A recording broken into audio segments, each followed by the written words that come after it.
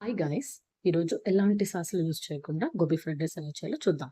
కోసం ఫస్ట్ ఒక పెద్ద సైజ్ కాలీఫ్లవర్ తీసుకొని దాన్ని చిన్న చిన్న పీసెస్‌గా కట్ చేసుకొని వాటర్‌లో సాల్ట్ అలాగే పసుపు పొడి వేసి ఉడకనిచ్చి అందులో ఈ కాలీఫ్లవర్ వేసేసి వడకట్టిన తర్వాత అందులోనే సాల్ట్, మిరప్పొడి, అల్లం వెల్లుల్లి పేస్ట్, మైదా పిండి, కార్న్ ఫ్లోర్, చికెన్ మసాలా అలాగే ఫుడ్ కలర్, ఆయిల్ వేసి బాగా కలిపి మ్యారినేట్ చేసి పక్కన పెట్టుకోవాలి.